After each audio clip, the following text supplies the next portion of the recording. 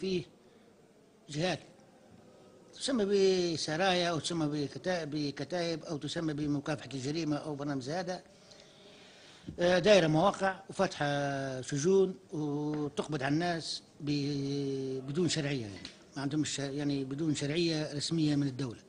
طبعا بعذر ان هم مكافحة جريمة وان هم يشتغلوا صالح الدولة ويقبضوا على المجرمين ويقبضوا على المخالفين للقانون. غرفة ثوار الكتيبة 101 طبعا يعني بلغ سيل الزباز زي ما يقولوا، وما عادش عندهم صبر، وقالوا احنا لازم نقتحموا المكان هذا بحيث احنا نتاكدوا من الشكاوي اللي جايه للمكان. اقتحمنا المكان هذا، لقينا فيه اشياء صراحه يعني مؤسفه جدا في ثوره 17 فبراير. بلاغ وجد من يستجيب له أخيرا. الكتيبة 101 مشاة التابعة للجيش الليبي تنجح في تحرير سجناء احتجزوا لفترة طويلة داخل مقر قيل إنه يتبع مكافحة الجريمة بتجرى. كيف ناخذ في ضاع الحوش من محل، خطفوني ركبوا لي شكارة في راسي باش ما نشبحش الطريق، ما خلوش حد يشبحني مدة 2.5 في وسط الحاوية، حطوني في وسط حاوية كل ليلة يعذبوا فيا، كل ليلة من الليل لليل يطلعوا فيا، ما يطلعوش فيا في النهار، يعلقوا فيا خلوا فيا للصبح، معلقوا يضربوا فيا، يديروا لي في الضي، يضربوا فيا بالكهرباء.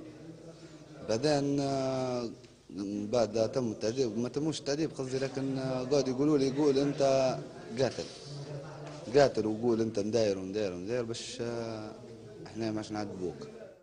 لم يقتصر حجز الحرية على الرجال فشمل النساء والجماد، فعندما يغيب القانون يصبح كل شيء جاهز والقيم تهون. مصانا نلعبوا في نافته، عندنا افيكو عشان نلعبوا قاعد يرمي علينا في وسط الافيكو الداخل.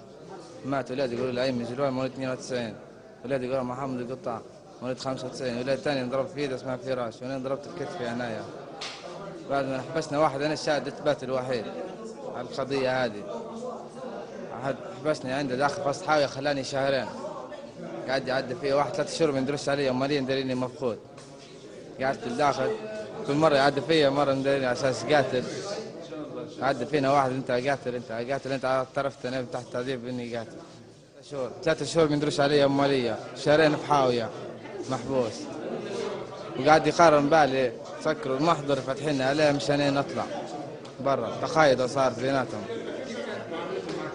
تعذيب، عذبوا فينا 4 ساعات وردموني 3 مرات في بوسك وغوط الرمان دفن، البوسك قاعد مسكر تو على خاطر القضيه هذه. يبقى السؤال هنا: لماذا تار الليبيون إذن؟ فكم من انتهاك باسم الثورة والثوار يرتكب قديما وحديثا، فهل كتب على هذا الشعب أن يعيش دوما تحت رحمة سجان لا يملك قلب؟ مؤيد السوكني لقناة العاصمة.